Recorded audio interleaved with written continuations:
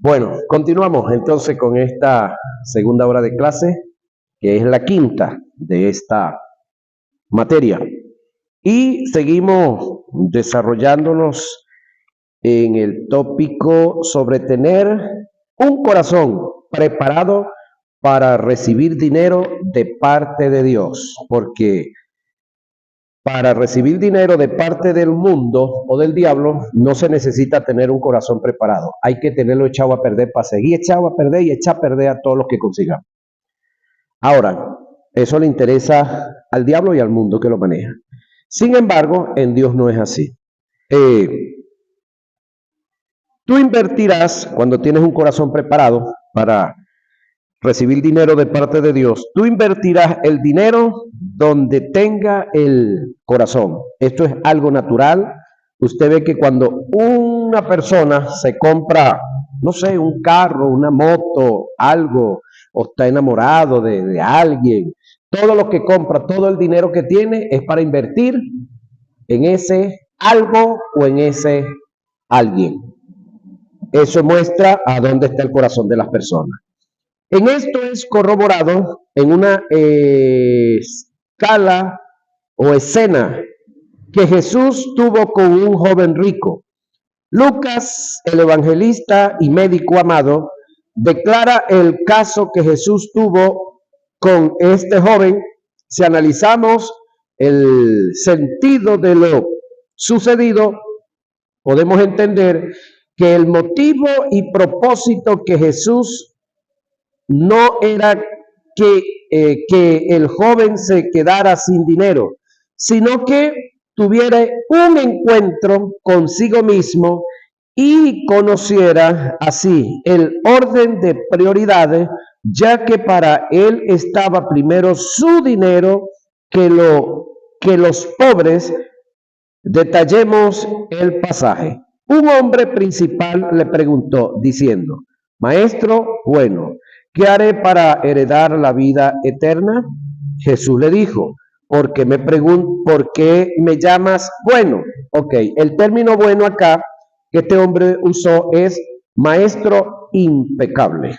Por esa razón, Jesús le dice: ¿por qué me llamas bueno? Ninguno hay bueno, sino solo Dios. Es decir, ninguno impecable, ninguno que hubiese o que estaba propenso al pecado y que sabía Jesús también que él iba a ser cargado de pecado y que tenía que reunirse con los pecadores, que el único que tenía ese calificativo de maestro bueno o intachable o impecable era Dios, porque él andaba entre ellos y tenía que ser cargado de pecado. Es lo que quiere decir Jesús acá cuando dice: ninguno hay bueno, sino solo Dios. Sin embargo, Jesús no está negando aquí que Él es Dios. Los mandamientos sabes: no adulterarás, no matarás, no hurtarás, no dirás falso testimonio, honra a tu padre y a tu madre. Él dijo: todo esto lo he guardado desde mi juventud. Por lo tanto, no era un joven ya. Jesús, oyendo esto, le dijo: aún te falta una cosa. Vende todo lo que tienes y dalo a los pobres. Como dijimos antes, el objetivo de Jesús no era que este hombre se empobreciera, sino que mirase hacia adentro, porque hacia afuera tenía los ojos muy claros en las riquezas que tenía, pero había un momento en el cual Jesús quería que él mirase hacia adentro para que él pudiese ver el orden de prioridades que tenía en él, en su corazón, y que en este caso no eran los pobres, era su posición. Ahora, dalo a los pobres y tendrás tesoro en el cielo, y ven y sígueme. Entonces él, oyendo esto, se puso muy triste porque era muy rico. Al ver Jesús que se había entristecido mucho, dijo: cuán difícilmente entrarán en el cielo, entrarán en el reino de Dios los que tienen filalguria, en este caso, amor por la riqueza, porque es más fácil pasar un camello por el ojo de una aguja que entrar un rico en el reino de Dios. Este texto por muchos años a mí me quebraba la cabeza, que está en Lucas 18, 18 y específicamente el 25, que es más fácil pasar un camello por el ojo de una aguja. Ya va. ¿Y cómo vamos a hacer pasar un camello por el ojo de una aguja? Hay que hacerle un hilito y bueno, para después pasarlo, no. Ojo de aguja era en la pared del muro, una entrada que había, donde los camellos podían pasar, pero sin carga. Toda la carga había que bajarla y para contarla una a una. Es decir, si el hombre que estaba ahí, por decir aquí criollo, en la aduana, que era el llamado ojo de aguja, el camellero le pagaba adicional igualito. Tenían que descargar al camello, contar todo lo que había, tenían que pasar saco por saco, pasar el sitio donde, o dijéramos la jamuga o el sillón, el suadero, no sé cómo le dicen aquí, que le ponían al camello para pasarlo al otro lado. Es decir, era algo donde no se podía pelar la cuenta. Así el que estaba ahí, pues, transara con el camellero. Tenían que hacerlo. Y no era el llamado ojo de aguja, pues era eso, una grieta, una entrada especial en el muro. No eran las puertas grandes donde pasaban no solamente un camello, sino el lote de camellos y todos los demás. Entonces, era algo tan estricto, tan cerrado, que había una fiscalización muy especial. Referente a eso, Jesús dice acá que era más fácil pasar un camello por el ojo de una aguja que entrara un rico en el reino de Dios. Pero un rico, ¿cómo? Porque tenemos a José de Arimatea y al otro amigo de Jesús, Nicodemo, que eran multimillonarios y andaban con Jesús para arriba y para abajo. Y de ellos Jesús no está hablando. Está hablando de los ricos que tienen su corazón manejado y dirigido por las riquezas. Está hablando de los ricos que tienen filalguria. ¿Qué es filalguria? Filo, amor. Guria, amor por la riqueza. Y que están dispuestos a hacer lo que sea necesario para sostener y mantener la riqueza y para seguirlas alimentando. Eso es el término filalguria, que también se le dice mamón o el dios mamón. Ahora, Dios tiene muchos recursos, pero no ha conseguido, oiga esto, a quién entregarlo.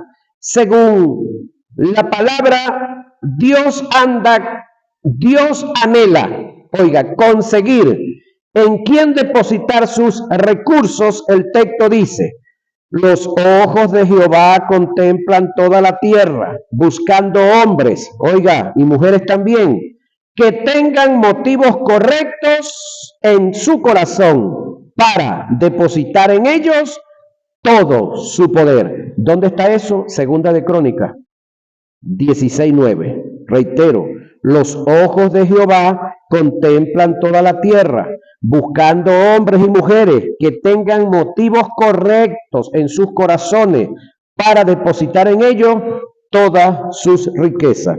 El detalle que riqueza en Dios no solamente es dinero, porque cuando hablamos de riqueza todos pensamos en plata, en dinero, en cobre, en minas, en diferentes cuestiones que se pueden tener varias veces. Ahora, pregunto, ¿cree usted que el conocimiento espiritual que usted ha adquirido, la salvación que usted tiene en este momento y que la disfruta, el don de servir que usted tiene, o el don ministerial, que también es un don de servicio que usted tiene, no es una gran riqueza?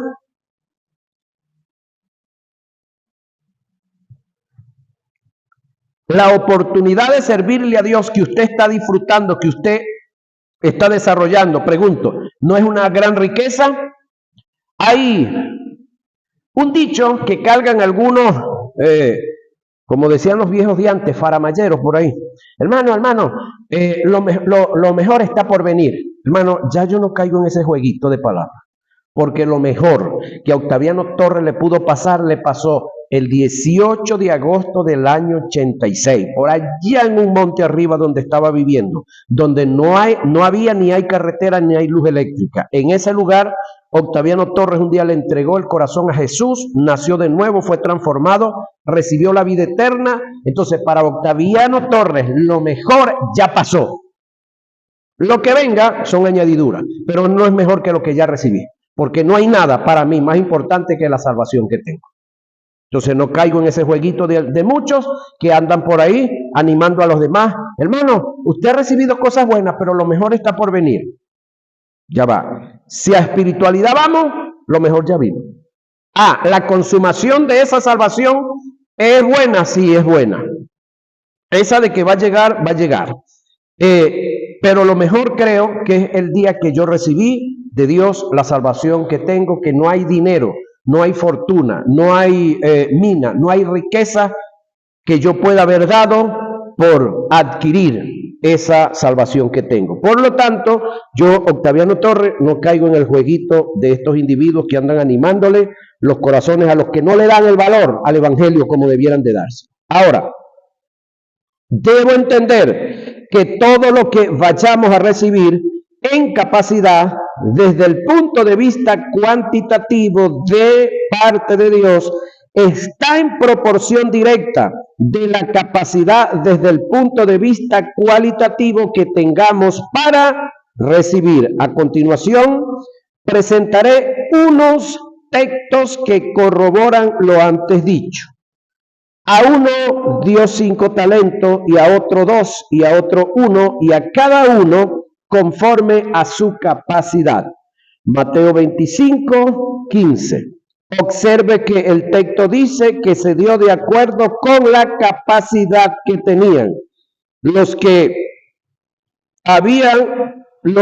habían de recibir, más adelante en los versículos 28 y 29, se demarca con mayor ahínco la necesidad que se requiere de tener capacidad para seguir recibiendo de Dios. Analicemos los textos mencionados. Quitad pues el talento y dadlo al que tiene 10 talentos, porque, oiga, al que tiene se le dará, al que tiene le será dado, y tendrá más, y al que no tiene, aún lo que tiene le será quitado. Ya va. Explíquenme esto.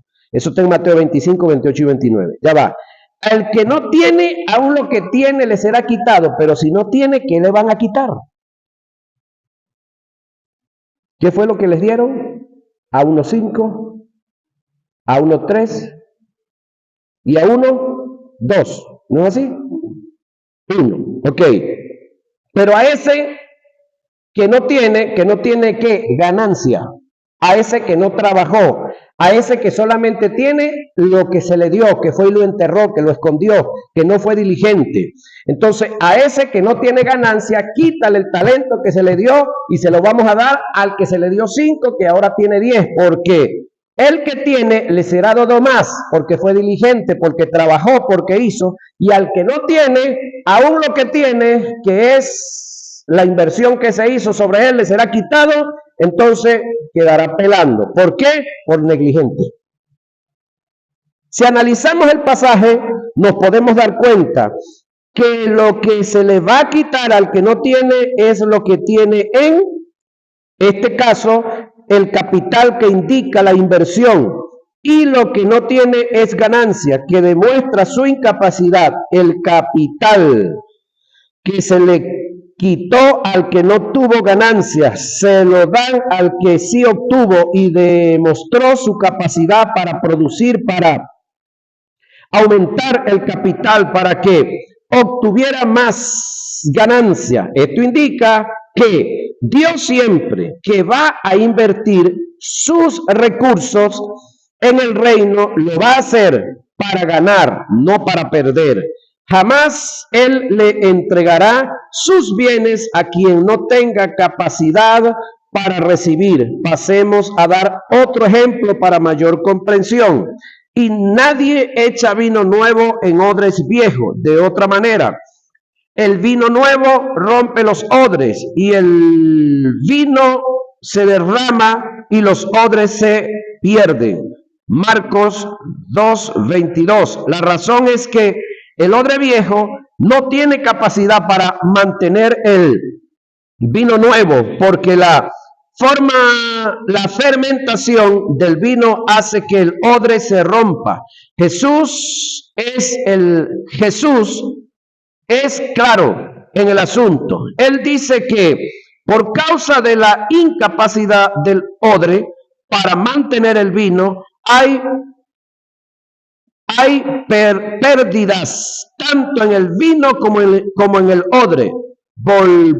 Volvemos a lo mismo. Dios no va a invertir para perder. En el segundo libro de Reyes, capítulo 4, verso 1 y 7, dice que el aceite de la tinaja no fluyó por causa de no haber tinas vacías. Observe que no había capacidad para vaciar el aceite fluyente a causa del milagro.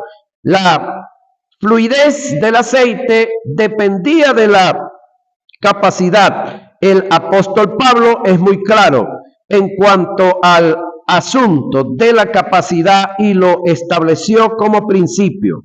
Pero también digo, entre tanto que el heredero es niño, en nada difiere del esclavo, aunque es señor de todo. Gálatas 4, 1 y 12. Observe que el heredero y el esclavo tienen un denominador común, que ambos no pueden recibir la herencia. El esclavo por no ser heredero y el heredero por no tener capacidad por su niñez, que demuestra su inmadurez y su incapacidad. El término que se utilizó del griego para hacer referencia a la niñez es en relación con el heredero nepio, que demarca una condición inmadura, inexperta, sin habilidad. Tiene que ver con no tener noción de las cosas. Un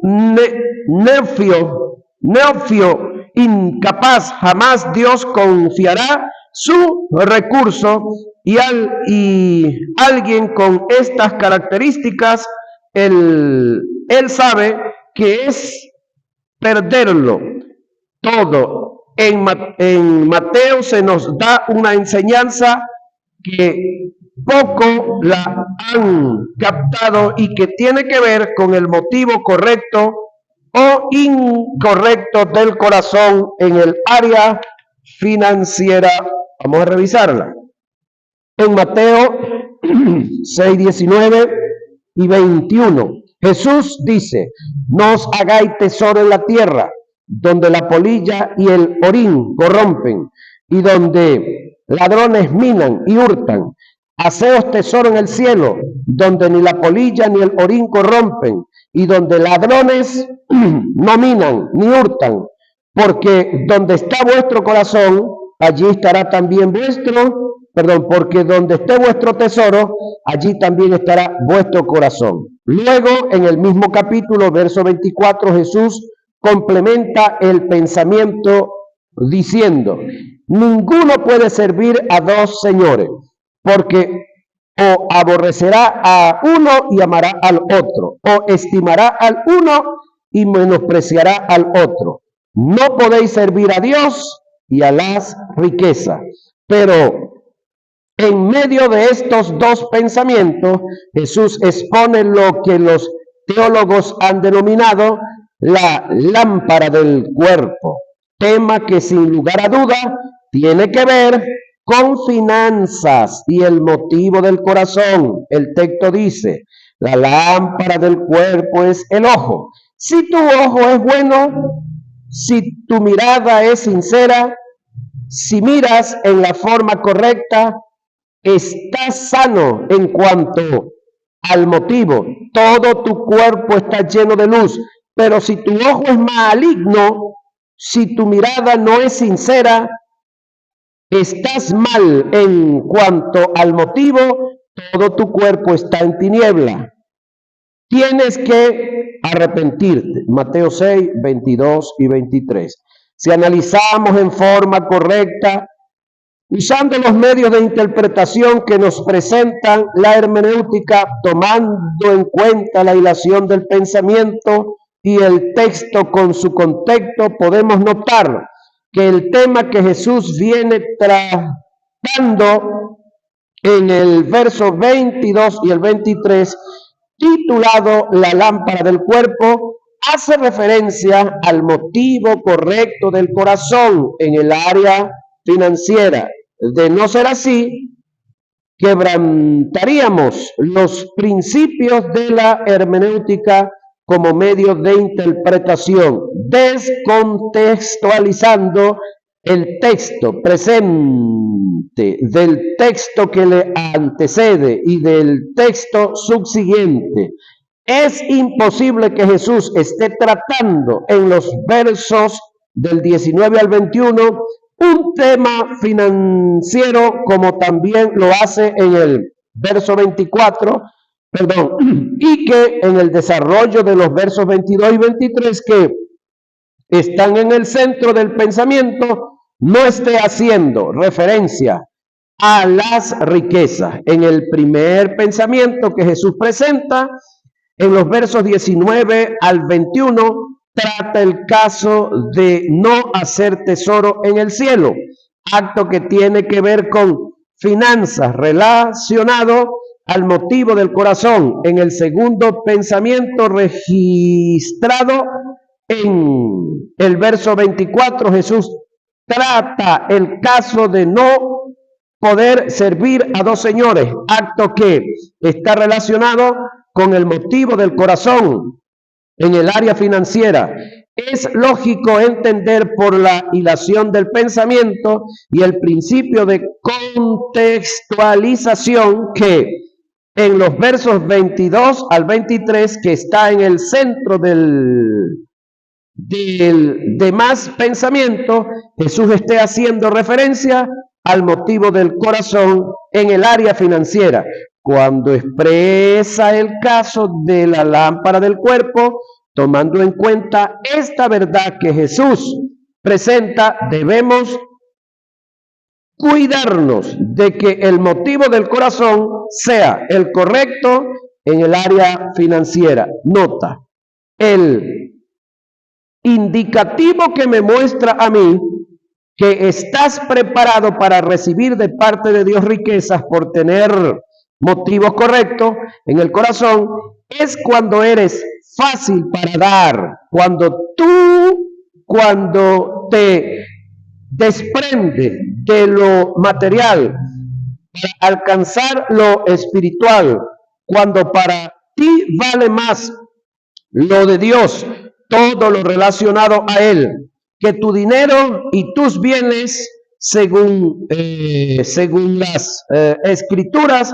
La generosidad es un principio para prosperar y esta tiene que ver con el motivo del corazón. Quien no es generoso con su dinero no es apto para recibir la abundancia de Dios. Debemos entender que nada de lo que tenemos en bienes nos lo llevamos. El aportar para el reino de Dios es la mejor forma de transferir nuestros bienes a la eternidad. Mateo 19:29, Filipenses 4:17. Jesús dijo: no os hagáis tesoro en la tierra, donde la polilla y el orín corrompen, y donde ladrones minan y hurtan, sino haceos tesoro en el cielo, donde ni la polilla ni el orín corrompen, y donde ladrones no minan ni hurtan, porque donde esté vuestro tesoro, allí estará también vuestro corazón. Mateo 6, 19 y 21. Cuando John Rockefeller murió, el primer Rockefeller, porque esos son varios Rockefeller, su heredero le preguntó a su contador cuánto había dejado él, y el contador le respondió: indiscutiblemente todo, nada se lo pudo llevar, nada se llevó. Él el entender que nada nos llevará a tener un espíritu de generosidad. Al generoso, el generoso pensará generosidades y por generosidad será exaltado. Isaías 32:8. Jesús dijo: no podéis servir a Dios y a la riqueza. El término que se utilizó para hacer referencia a la riqueza es del arameo mamón, que indica el Dios de las riquezas. Hagamos un recuento de mamón desde el punto de vista histórico para tener una mayor percepción del mensaje de Jesús en relación a este personaje. Mamón en su antigüedad representaba el dios de las riquezas. En el panteón de los fenicios, el término mamón era entre los fenicios relativo a beneficio o utilidad. Este término en arameo significa riquezas y en hebreo tesoro. Mamón era un nombre que se utilizó para representar la avaricia por la riqueza. La creencia en mamón se profundiza durante la Edad Media, donde el dios Mamón se le cataloga como el príncipe de las tentadores y convierte en el dios de la avaricia y de la riqueza injusta, dándole paso a la estafa y al saqueo. Mamón ya era adorado entre los fenicios por muchos años antes de Cristo. El término mamón en sí mismo no indica ni representa el dinero, sino la codicia que se tiene por el dinero, hasta el punto que le quita al dinero mamón su lugar, ocupando la codicia ese lugar para hacer del dinero un presente para sí mismo. Es decir, la codicia que se tiene por el dinero es un mamón interno, según el mensaje de Jesús en relación con Dios y al dinero. No se condena al que tenga o trabaje para obtener dinero. El problema es en la forma que lo obtienes y el lugar de preeminencia que le das en tu vida ante que Dios. Y por supuesto, cuando tú colocas a cualesquier cosa, a cualesquier objeto entre tú y Dios, hablando de nosotros los cristianos, pasa a ser un ídolo, porque idolatría es colocar entre Dios y tú a otro que no es Dios. Eso es idolatría. Ninguno puede servir a dos señores, porque o aborrecerá al uno y amará al otro, o estimará al uno y menospreciará al otro. No podéis servir a Dios y a las riquezas. Mateo 6:24. Proverbios 11:28 dice: el que confía en su riqueza, oiga, caerá, pero los justos reverdecerán y prosperarán como las hojas verdes.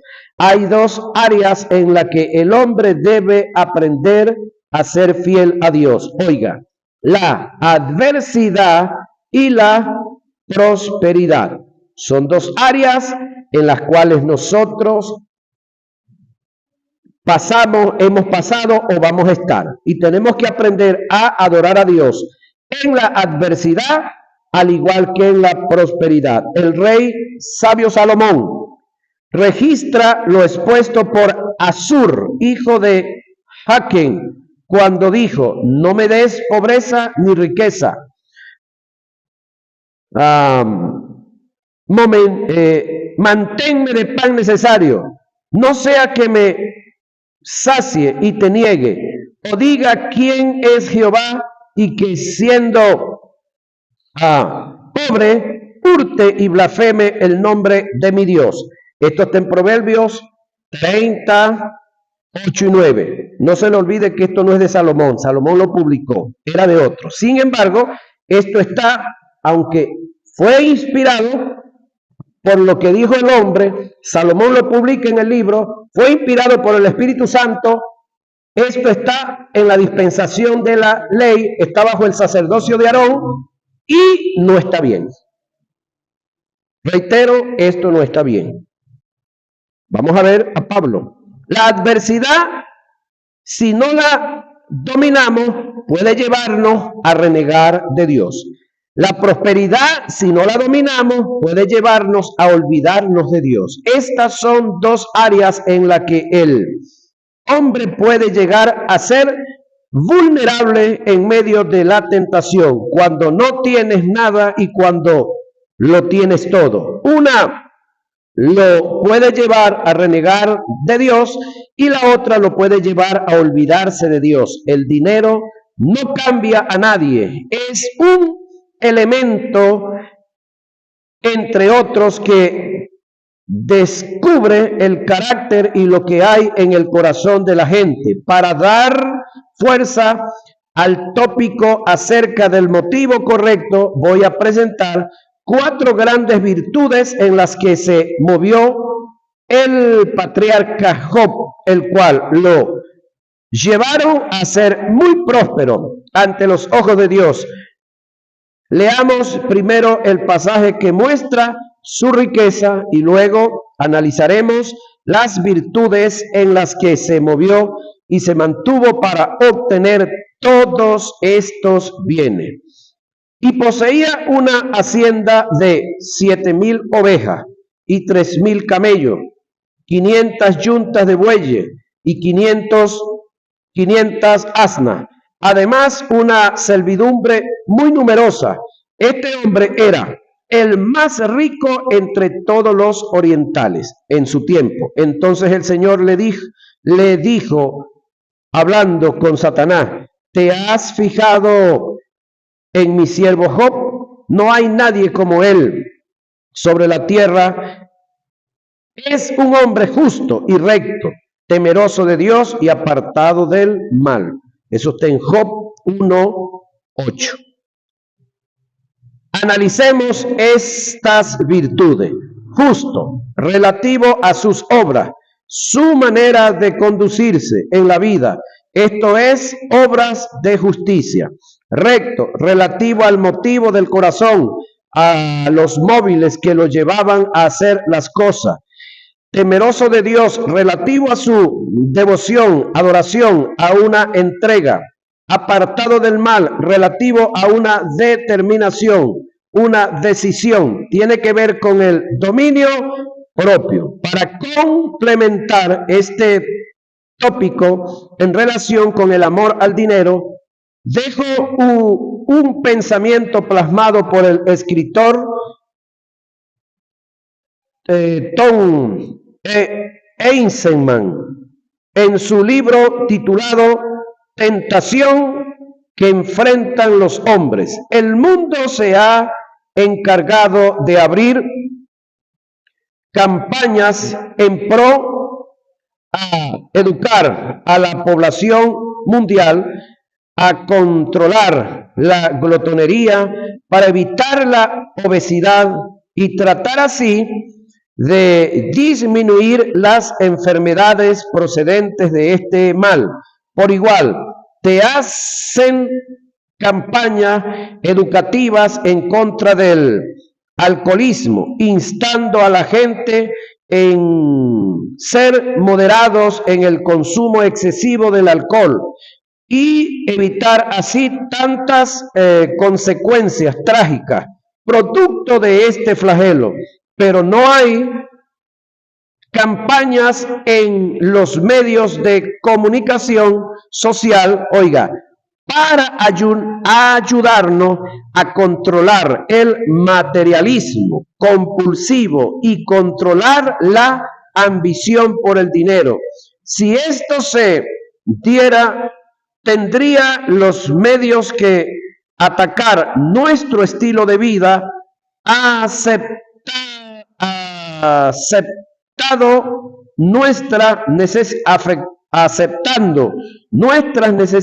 emocionales o afectando relacionadas con el dinero, nuestra actitud receptiva a la propaganda que estimula el consumismo, descontrolando nuestra economía basada en el crédito, nuestra falta de habilidad de administración financiera, nuestra tendencia hacia el impulso de comprar y de ver las finanzas con malas intencionalidad, de modo que nos ayuden a guiarnos hacia el uso apropiado de los recursos dados por Dios. Si esto se diera, estaríamos erradicando el amor excesivo y nocivo que se tiene por el dinero, y esto sería conveniente para los medios. Y esto no sería conveniente para los medios, porque el objetivo de todos los medios es vender, vender y vender y hacernos adictos a la compra, y que cuando no estamos comprando, no estamos bien. Según este pensamiento, el objetivo del medio en sus campañas es crear una necesidad obsesiva en la población, emanando en ellos una dependencia tal hacia el dinero, creando en forma lujuriosa la extrema urgencia de obtener el dinero a costa de cualquier precio. Ahora, hace poco, no sé si yo les mostré a ustedes un video, no sé si lo guardaron por ahí, donde en un tribunal estaban enjuiciando a dos personas. A uno, que su trabajo era vender. Su objetivo era buscar la forma de que la gente comprara. Es más, según lo que él revela en su comparecencia en ese tribunal, y lo que el fiscal le saca, era que hacer ver la gente fea, hacer ver la gente sin alegría, es un motivo muy bueno para vender. Es decir, tú tienes ese teléfono, pero te presentamos uno que tenga otras cositas que él no tiene y que es un año más nuevo que ese y que te lleva a otros portales, a otras áreas. Entonces, que tú te vas a sentir más feliz si tienes ese otro teléfono. Entonces, eso obliga a la gente, por supuesto, ese ya vale, por decir algo, $100 y el otro vale 200. Entonces, tú te vas a sentir más feliz con ese teléfono. Es lo que ellos te venden. Sin embargo, tú no vas a medir tu felicidad si aumentó o no aumentó, sino que decides comprar el teléfono. Y te hacen comprándolo, teniendo uno que te cubre todas las demandas que tú tienes. Entonces, te llevan a una venta compulsiva. Hablaban también de que la sobrevaloración de la belleza, es decir, una modelo, le preguntan que cuánto ganaba una modelo, y le dicen, no, que la modelo ganaba 500, por decir algo, $5,000. Ok, y él le decía que qué tanto estudiaba una modelo para llegar a ser modelo. Unos pequeños cursos, unos pequeños talleres, y de repente una que otra operación, y ya. Pero que una médico que trabajaba el doble y mucho más que la modelo, no ganaba ni siquiera 500 pesos, y la modelo ganaba 5,000. Entonces, ahí está la sobrevaloración de la belleza. Ahora, ¿a cuántas personas le salva la vida a la modelo? Lo que hace es que le enreda la vida a unas cuantas. ¿Y a cuántas personas le salva la vida a la médico? A muchísimas. Pero es más mal pagada. Entonces, de eso se encargan ¿quiénes? Los medios de comunicación. De sobrevalorar las cosas y de repetirte una mentira cientos de miles de veces, y que una mentira repetida cientos de miles de veces pasa a ser una verdad, pero cuando tú la aceptas como verdad. Porque la mentira nunca, pero de los nunca llegará a ser una verdad. La mentira siempre será una mentira. Individualmente, dígala quien la diga, la transmitan a través de los medios que las transmitan. Es más, en estos días alguien me escribía una verdad, pero yo le contesté con otra verdad. Alguien me escribía, es muy importante las verdades que se están diciendo, pero qué bueno sería que se escribieran bien escritas. Y bueno, yo supe la intención por la que la estaba haciendo. Entonces yo le dije a ella, bueno, una verdad, aunque tenga errores ortográficos y aunque tenga diferentes letras que no están acomodadas y los puntos no estén donde están, nunca dejará de ser una verdad. Pero una mentira, aunque esté muy bien escrita ortográficamente y tenga todos los puntos y las comas donde van, seguirá siendo una mentira. La respuesta fue un silencio. Ahora, debemos de entender que los medios están con un objetivo de impulsar a la gente a vender y a consumir. Sin embargo, ¿podemos usar los medios para cosas buenas? Excelente. Lo estamos haciendo. Por lo tanto, lo que estamos haciendo aquí grabando, lo que estamos haciendo grabando acá y varias cosas más, un trabajo que le dedicamos a esto, es parte de ese trabajo que estamos haciendo para ubicar en medio de todas estas tinieblas, en medio de todo este consumismo, como una luz, brillar con estas enseñanzas, con estas orientaciones, las cuales las vamos a seguir en nuestra próxima hora de clase.